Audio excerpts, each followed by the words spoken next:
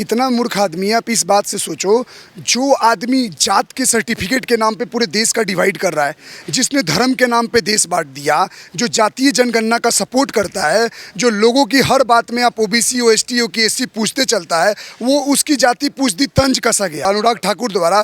तो इसको मिर्ची लग गई। और सपोर्ट में कौन खड़ा हुआ? अखिलेश यादव, जो मीडिया से पूछते रहते हैं, त्यागी जी हो कि आप मिश्रा जी हो, ये वो। तो कहीं ना कहीं राहुल जी क्यों पप्पू हैं, ये अपने आप को सिद्ध कर देते हैं हर बार। इनकी ना बच्चा बाल बुद्धि, समझ रहे हो, बाल बुद्धि की मानसिकता होता है। जैसे बच्चे को 5 रुपया दे दिया नहीं जाता है और खुश हो जाता है, वो वैसे ही तिलमिला जाते हैं। और ये तिलमिलाहट इनको अगले चुनाव में और हरवाएगी। नमस्कार, आपका स्वागत है हमारे चैनल पर। मैं हूं आपके साथ अर्जुन खजूरिया। पिछले 8-10 महीनों से राहुल गांधी देश में घूम घूम कर सबकी जाति पूछ रहे थे। एक बार किसी ने अप्रत्यक्ष रूप से, नाम भी नहीं लिया, केवल ये कह दिया कि इनकी जाति क्या है। जब किसी ने नाम भी नहीं लिया था, पूरा विपक्ष बौखलाहट में नजर आने लगा। अखिलेश यादव से लेकर तमाम नेता जो खुद हर एक की जाति पूछते हैं, वो कहने लगे इनकी जाति कोई कैसे पूछ सकता है। हमारे साथ डॉक्टर प्रकाश सिंह हैं, इनसे इस बारे में बात करेंगे। सर, राहुल गांधी ने देश में सब जगह जा करके हर एक की जाति पूछी, मीडिया की जाति पूछी, और उनको मारा भी गया कांग्रेस कार्यकर्ताओं की तरफ से। और अब एक बार केवल इनकी जाति की बात आ गई तो पूरा विपक्ष जो है वो तिलमिला उठा है। क्या कहेंगे? ये पप्पू क्यों इनको बोला जाता है ना, कुछ कारण है। कितना मूर्ख आदमी है। आप इस बात से सोचो, जो आदमी जात के सर्टिफिकेट के नाम पे पूरे देश का डिवाइड कर रहा है, जिसने धर्म के नाम पे देश बांट दिया, जो जातीय जनगणना का सपोर्ट करता है, जो लोगों की हर बात में आप ओबीसी ओएसटी ओकेएससी पूछते चलता है, वो उसकी जाति पूछ दी, तंज कसा गया अनुराग ठाकुर द्वारा। तो इसको मिर्ची लग गई। और सपोर्ट में कौन खड़ा हुआ? अखिलेश यादव, जो मीडिया से पूछते रहते हैं, त्यागी जी हो कि आप मिश्रा जी हो, ये वो। तो सोचो भाई साहब, ये ऑडियंस सोचे। मेरे को हंसी आ रहा है कि आप अभी क्या समझते हो, ये क्या 2010 का टाइम है कि लोग इतने अनपढ़ अनबुझ हैं, जिसके पास मीडिया या सोशल मीडिया नहीं है, कि आप कुछ भी बोल दोगे, बकवास कर लोगे? भैया, डिजिटल युग है। आज पूरे भारत में कहीं भी 1 सेकंड पहले कोई घटना होती है तो पूरे भारत को खबर लग जाती है। आप उनको बेवकूफ़ बना रहे हो। तो ये जो 1980-90 का जो ज्ञान था ना, वो बंद करे लोग अब समझ चुका है कि भैया ये हमें सिर्फ जातियों में तोड़ सकते हैं। और ये जो 1-2% हिंदू जो जुड़ना स्टार्ट हुए हैं ना, यही इनकी बौखलाहट का कारण है कि कहीं ना कहीं ये 1-2% उन 80-90% लोगों पे भारी पड़ेंगे जो देश को तोड़ना चाहते हैं। तो जिनके बाप दादा का डीएनए का पता नहीं, वो लोगों का जाति पूछ रहे हैं। जो कोट के ऊपर जनेऊ पहनते हैं, वो अपने को जाति पूछ रहे हैं। तो कहीं ना कहीं राहुल जी क्यों पप्पू हैं, ये अपने आप को सिद्ध कर देते हैं हर बार। जिस हिसाब से वो बातें कर रहे हैं पार्लियामेंट में कि देखिए हम इसको लागू करवाएंगे, जातिगत जनगणना, देखेंगे हम कैसे नहीं होता है, तो अगर इनकी सरकार आती तो ये कर लेते। अब रिजल्ट तो एक्चुअली है कि आपके अभी 98 ही सांसद है, क्योंकि वायनाड सीट तो छोड़नी पड़ी, और सामने 240 हैं। ये फिर भी उस हिसाब से प्रेजेंट कर रहे हैं कि सब कुछ हमारे ही हाथ में, हमारे हिसाब से चलेगा। पता है भाई साहब अर्जुन जी, एक मैं कहावत बोलूँगा, जब इंसान को परखना हो ना कि उसका व्यक्तित्व कैसा है, तो उसको हद से ज़्यादा या तो धन दे दीजिए या हद से ज़्यादा उसको बल दे दीजिए। उसके अगले पल जो वो व्यवहार दिखाता है ना, उस इंसान का परिचय कराता है। अगर मैं ऐठ में आ जाऊंगा, पैसा है, पावर है, तो घमंड दिखेगा। पैसा और पावर होने के बाद भी मेरे अंदर विनम्रता है, तो क्या है, लोग अगली बार मुझे और सपोर्ट करेगा, देगा। भगवान राम की लीला देखो कि जो लोग राम पे प्रसन्न, आज ये राम पे बोलते हैं कि राम जी के सगे, हाँ, कि राम जी के सगे बने फिर रहे हैं ये लोग, राहुल गांधी, ये लोग।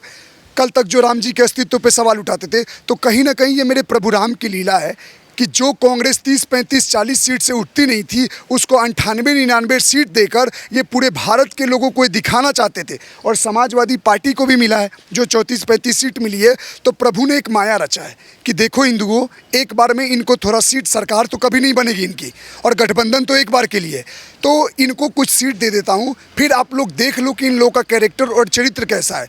99, 98 और 35 सीट जीतने के बाद ये ऐसे चौर में चल रहे हैं जैसे इन्होंने 5-10 देशों में अपनी सरकार बना ली हो। वो ऋषि सुनक 101 सीट जीतने के बाद वो बोलते हैं कि मैं अपनी हार को एक्सेप्ट करता हूँ, और ये इतना जलील होकर 100 सीट भी नहीं लाया। और सुप्रिया शिंदे ऐसे ऐसे विक्ट्री का साइन देकर चल रही है जैसे लग रहा है भैया पूरे भारत में 20 स्टेट इन लोगों ने कब्जा कर रखा है।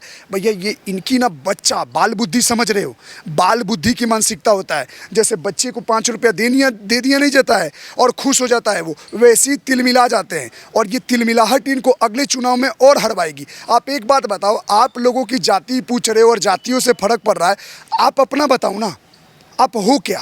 मैं राहुल गांधी जी से ये पूछना चाहूँगा, आप हो क्या रियल में बताओ। अपने माँ बाप के बारे में पूछो, उनके दादा परदादा कौन थे। तुम्हारा तो 3 वंश पता ही नहीं चला, गांधी कहाँ से आ गया इनके खानदान में।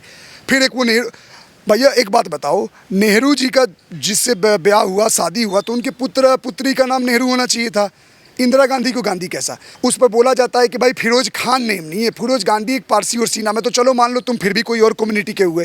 फिर तुम पैदा हुए, राजीव गांधी लग गया, फिर राजीव गांधी से राहुल गांधी, और लास्ट में पूरे भारत में पप्पू नाम से जान लिया। तो आपकी हरकतों के कारण हो रहा है ना।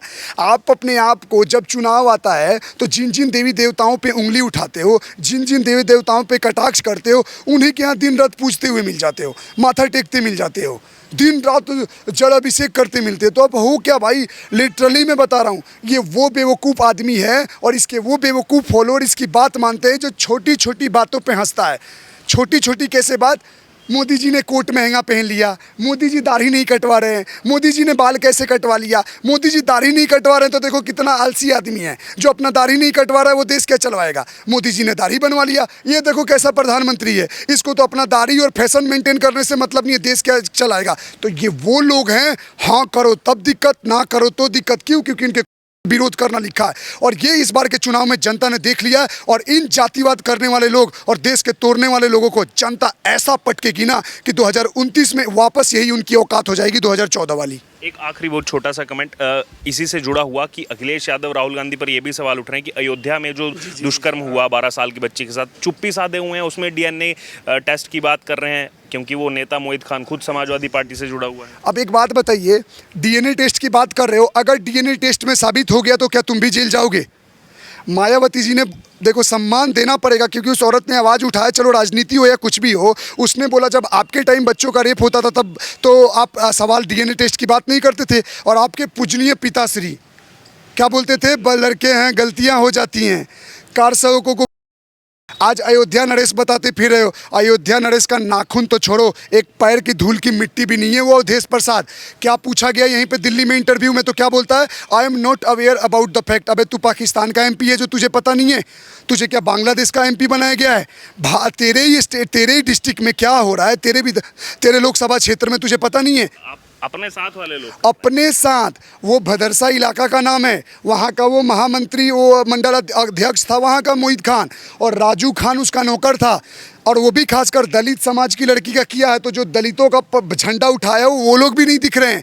और खेत से जाती लड़की को बेकरी में बुला के करके रेप करते हो और वीडियो बनाते हो, और बाद में उसकी माँ जब जाती है तो सरप्राइजिंग देखो, जो पुलिस चौकी है वो पुलिस चौकी मोहित खान के घर के नीचे ही मिलती है। मोहित खान के घर के नीचे पूरा का पूरा पुलिस चौकी को सस्पेंड किया गया है। और ऊपर से जब उसकी माँ रिपोर्ट कराने गई तो क्या बोलते, 2000 रुपया देकर उसको केस को राजू खान पे फेंकने को कर रहा था। तब जाके हिंदू संगठनों के हस्तक्षेप से मामला संज्ञान में आया। तो जो लोग अपने लोगों को बचाव कर रहे हैं, जो रेपिस्टों को समर्थन करते हो, उनसे आप देश की तरक्की की उम्मीद करते हो? ये देश का सत्यानाश और बेड़ा गर्क कर देंगे। तो ये आपने सुना हमारे साथ डॉक्टर प्रकाश सिंह को, अपनी जो है तमाम इन्होंने राय रखी, जो भी राहुल गांधी अखिलेश यादव से जुड़े हुए मुद्दे चल रहे हैं, चाहे फिर वो जाति जो है उससे जुड़े हुए मुद्दे हैं, या फिर अयोध्या में जो एक 12 साल की बच्ची के साथ दुष्कर्म हुआ, चाहे उस पर जो है अपनी बात रखी है। अब इस पूरी चर्चा से आपकी जो राय हो आप ज़रूर हमारे साथ कमेंट बॉक्स में शेयर करें।